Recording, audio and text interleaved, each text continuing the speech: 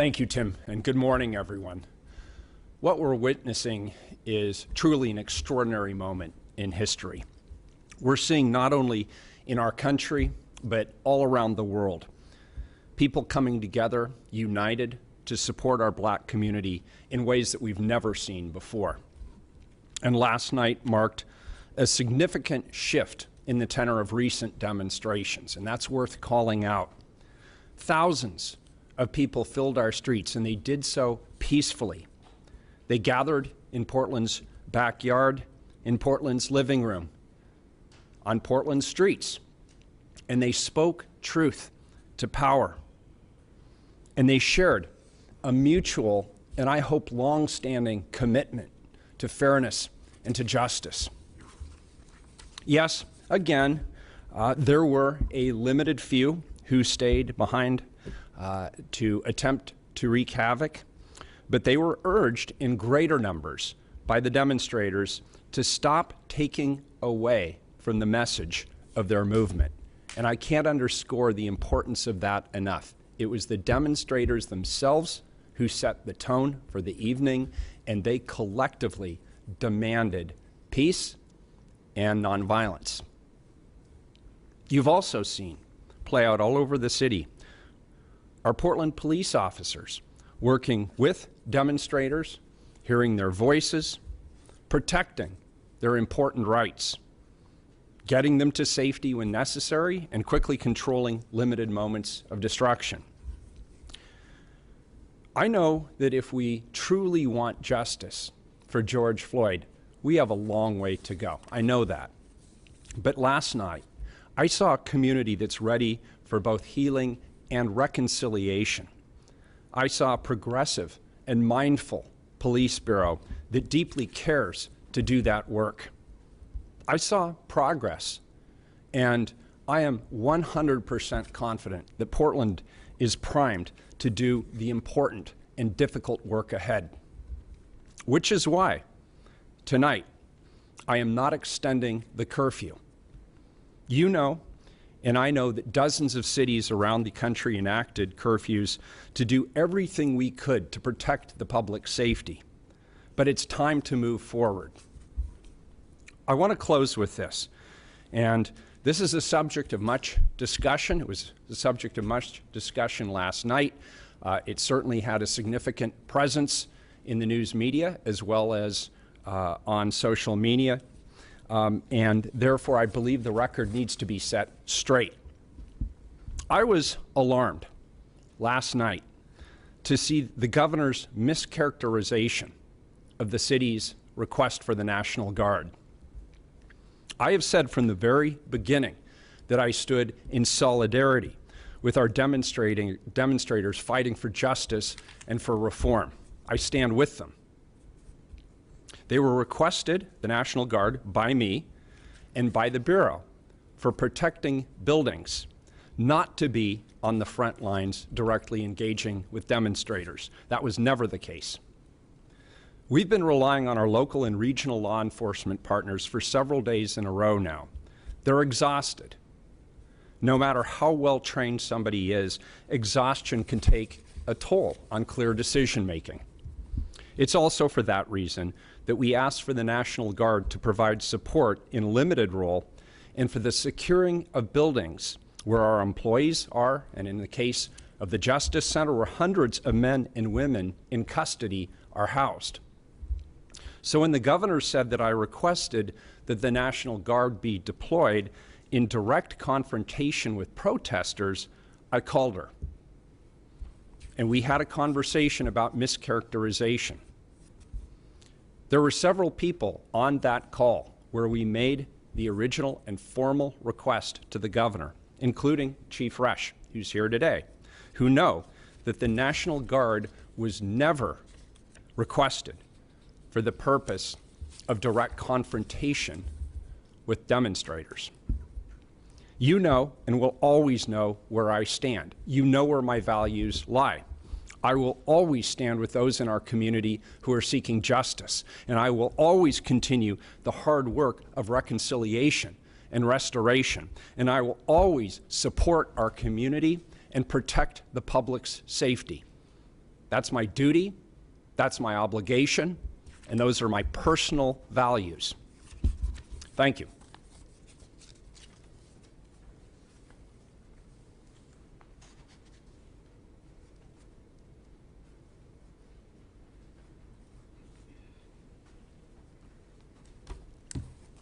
Thank you, Mayor. Good morning. Our fourth night of demonstrations was largely successful for the community and for the police. I am very proud of the peaceful demonstrators and organizers who successfully managed the large march for over 5 hours. Thousands of demonstrators participated in an extensive march without engaging in any violence or destructive behavior. This is what exercising of free speech and assembly rights should look like. Thank you for keeping the event peaceful. Your efforts to police yourselves created a safer environment for everyone. The city witnessed several thousands of people who wanted to spread a message peacefully. We began the afternoon with a more robust plan to secure the downtown area to promote public safety. This included the addition of fencing and the closure of several streets and parks. I extend my gratitude to Governor Gate Brown for her graciousness in providing us the needed support resources. And once again, our several regional partners who also provided support and assistance. Our demonstration liaisons worked throughout the day to connect with event organizers. Several productive interactions occurred, which helped us facilitate a peaceful event. I appreciate the hard work the demonstration liaisons are doing to engage with organizers, again, to enhance the safety for all. The march ended and the organizers clearly communicated that the event was over and encouraged participants to disperse.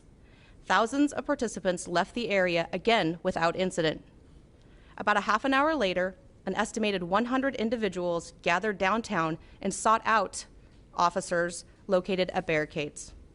Some individuals began throwing projectiles at police, including glass bottles and rocks. One officer sustained injuries during this encounter, and officers were required to deploy crowd control munitions to disperse them. During this event, approximately a dozen individuals were arrested and 2 firearms were seized. I want to highlight the extreme risk our officers across the nation are facing. And despite these risks, officers continue to leave their families and come to work to protect and serve. We know that there is work to be done, but we are also committed to working with our community to find solutions and healing. Thank you.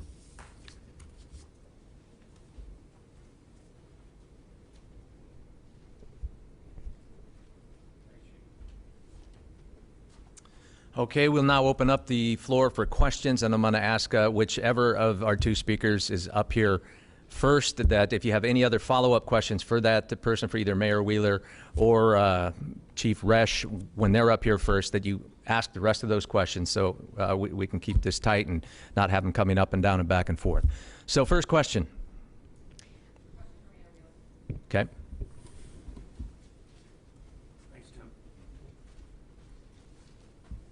Good morning. So I wanted to go back to your discussion with Governor Brown. It was actually something that we covered this morning on our newscast, talking about how she said you had requested for something, and then you, earlier in the news conference, I was listening to you, and you said you requested something totally different. When you were on the phone with her, did she apologize for the miscommunication, or what happened during that conversation? I don't like to talk about what my specific conversations are with any other elected official, the governor in particular.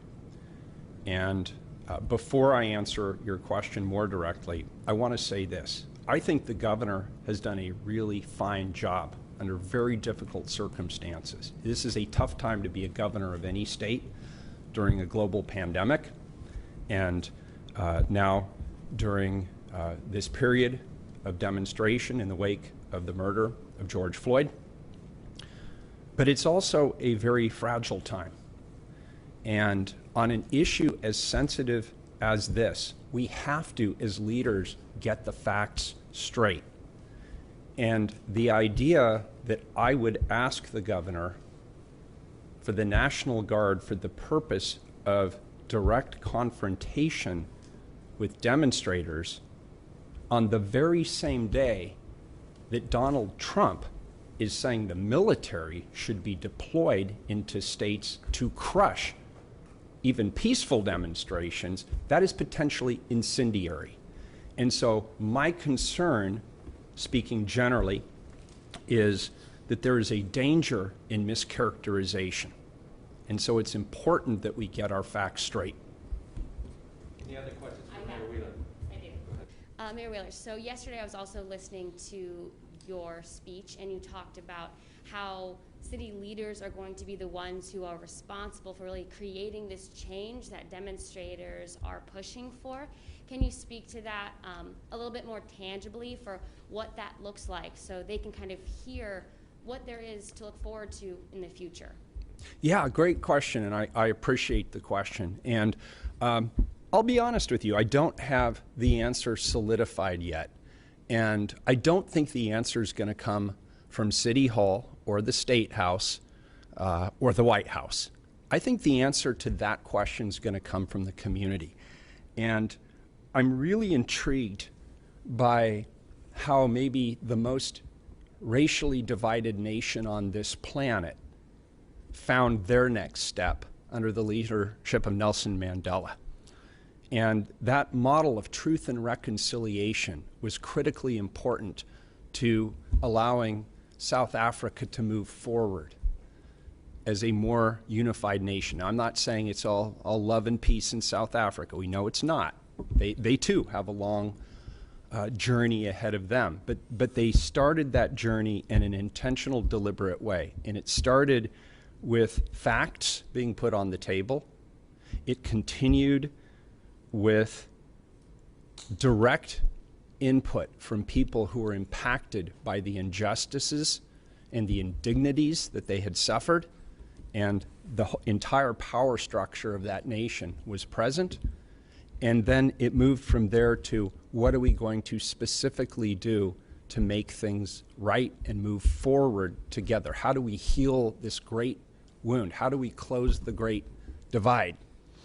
And in doing some research this morning at the urging of a great community leader, somebody who I have a tremendous amount of respect for, Callie Ladd from Kairos PDX, I found another example in Canada where they specifically came together for the purpose of better understanding, acknowledging, and healing the wounds with regard to their government's interaction with their indigenous populations. And based on what I read just fairly quickly this morning, it appeared to be a very successful program. I don't see how we move out of this current mode of thinking, which is large demonstrations demanding justice, until we get to the, okay, we've now heard it, we've acknowledged it, so what concrete actions are we taking next? And I want to hear more from the community about what they think we should do and how they think I should be engaged, what role I should play. But I'm really interested in that model as one that we can look to for some hope and optimism about what the future might hold. And how do you want people to reach out to you? How do you want to start that dialogue? Yeah, you know, that's a funny thing. It's a two-way street. Number one, I have people approach me all the time. Sometimes they're supportive. Sometimes they're in vehement disagreement. And sometimes, if I have the time, we'll have the conversation right then and there where they are. And if not, sometimes we'll meet later. I believe later today I'm joining you, Chief, and some of the leaders of the demonstrations over the last few days. I'm really looking forward to that because I've heard them on TV and I've heard what they think and I've heard what they've said and their thoughts about me and my leadership. And so I'm actually really looking forward to the engagement. But it's also the community creating the spaces they feel comfortable in. This room here, a lot of people never will come to this room. We're in the chamber here at City Hall. It's intimidating to a lot of people. It's the heart of the power structure of this city, which historically has wronged an awful lot of people. So the second piece of this is I have to be out in the community, and in talking with people, including those who are out demonstrating and talking with others throughout the community, I realize that while I am out in the community, most of the time, I need to be out in the community more visibly most of the time. And I need to reach out not just through the institutions of power in various communities, and we have many fine community-based coalitions and organizations and institutions, but they don't reach everybody. There's a lot of people who just don't have the time, the energy, the bandwidth to engage with any institution. They're just people going about their daily lives. And I need to find every opportunity to connect with, meet, and hear the stories of those individuals. So that's sort of what I'm looking forward to. I'm looking forward to fewer forums where I do all the talking and more opportunities for me just to sit down along with other leaders and listen to what the community needs. Mayor, we have a question for you. Sure. You're busy and you probably haven't spent a lot of time on social media this morning, but it's Blackout Tuesday and everyone is posting black squares in honor of the Black Lives Matter movement. Have you seen that? Not this morning, I'm sorry. I actually did not go onto Facebook or Twitter this morning. Well, if you have a chance later on, you'll I will. probably see your feed full of black squares and people trying to raise awareness. You talked about the community trying to step forward. Do you have any more concrete actions that people can do like today or this weekend as far as raising awareness and understanding this more? Yeah, I do. And I am heavily relying on the wisdom and the leadership of people in the black community who have been asked the same question about how can people engage more directly. And I really appreciated something Pastor Mondane said the other day, the head of the NAACP here in Oregon. And he said for a lot of people, the first step is acknowledgement. For a lot of people, it's simple things. And things as simply as when you get into an elevator, don't just stare at the numbers, talk to people. When you're at the grocery store, make that human interaction, get to know people. And as one black leader in our community said, if you don't know anybody who's black, you need to know some people. Get out and try and find those areas of commonality, break down those misconceptions that people might have about each other, and hear them, hear their experiences.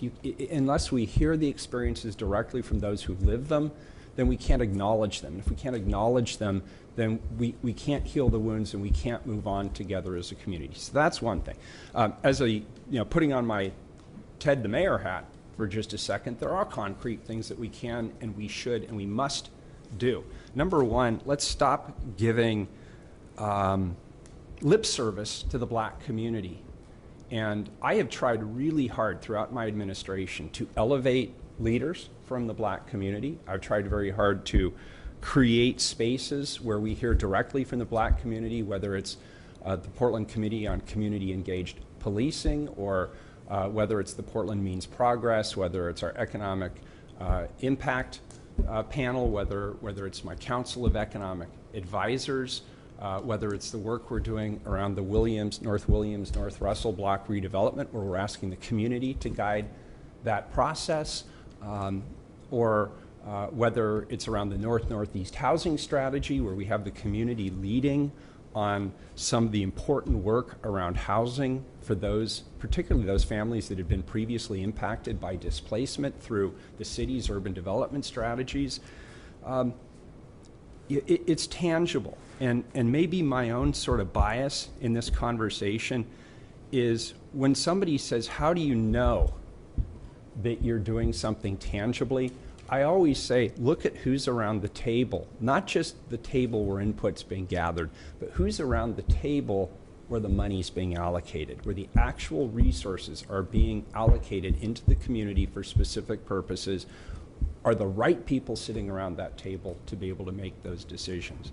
And Portland historically has been good on that. We have not only the committees I just mentioned, but the Portland Clean Energy Fund, that came up through the community. That is a community-led initiative, and the people sitting around that table will definitely be representative of a lot of communities that have historically been shut out of these important financial decisions. So I'm encouraged. I'm encouraged. Here I am in the middle of a global pandemic, in a time of global demands for justice. And believe it or not, I am feeling this spark of incredible optimism. I feel like we're at a tipping point, but I think the tip is towards something incredibly transformative and positive. Any other questions for Mayor Wheeler? No, I have two questions for Chief Fresh. Thank you. Thank you. Can I just make a personal note? The last several nights, I've been watching the demonstrations on live feed predominantly, and I want to acknowledge, because I don't know if anybody else ever will, your reporters are amazing. They're rocking it. And I am watching them, in many cases, walk into very dangerous, potentially dangerous or volatile situations that the media is often a target of some of the anger and frustration. And I've just been really impressed with the work that's being done. Thank you.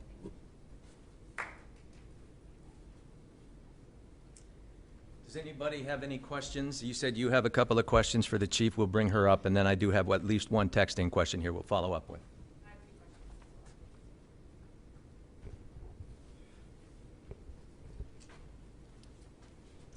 Chief Fresh, I have two questions. The first one is from me. The second one is from KPTV. Okay. So first, I just want to talk about how you mentioned that you've had some really good conversations in the previous days with a few of the organization leaders who have been doing the peaceful protests. Can you tell us more about those conversations and their suggestions for change? Yes, so first of all, I believe it was Saturday night or early Sunday morning that I met with three individuals who had identified themselves of leaders in one way or another of one or more of the groups that were involved in the peaceful part of the protest that we experienced that night.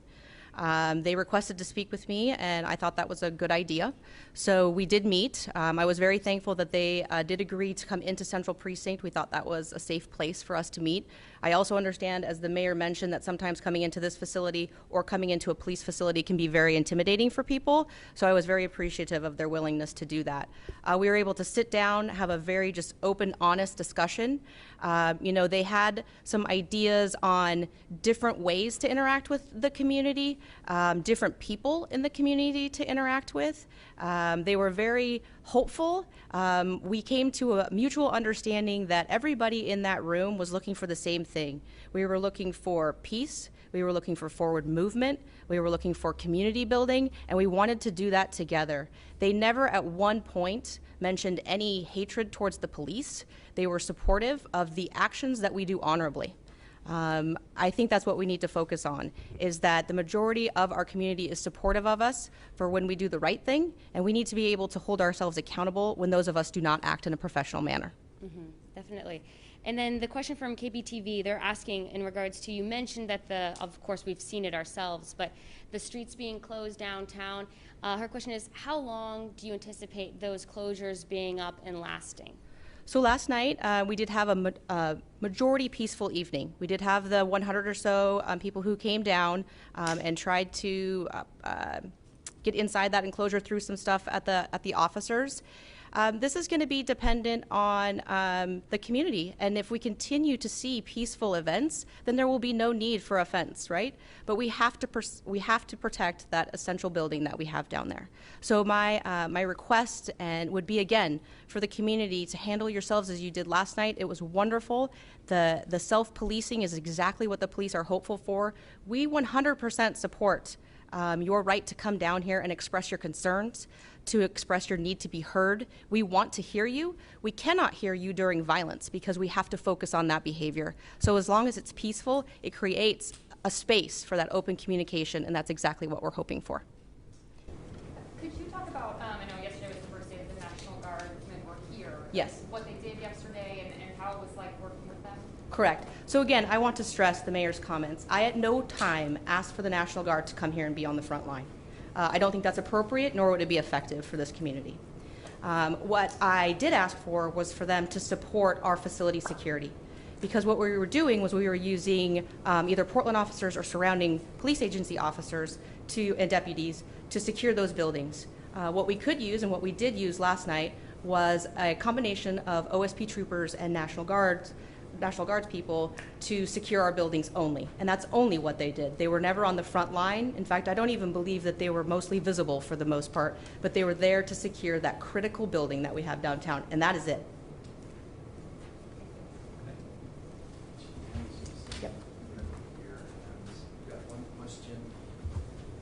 I do have a question texted in from KGW Television. They want to know, either from the mayor or police chief, they want them to react to a social media post from last night, and this post was put up by the Pacific Northwest Youth Liberation Front. The post is, "Tonight, our movement suffered from a form of police repression that is more subtle, yet more dangerous. The cops knew there were too many of us to attack, so instead they hired infiltrators to take over the protest and pacify it. This is extremely dangerous." Chief Resch, you want to talk to that?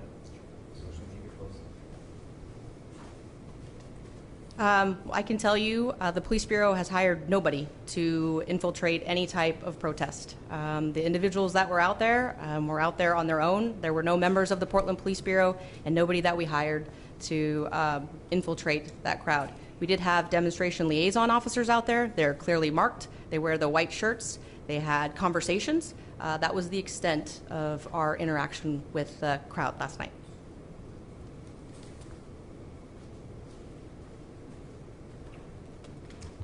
All right, any more questions of either the chief or the mayor before we close this out? Okay, we are done for today. I want to thank everybody for coming and appreciate those of you who have been viewing online.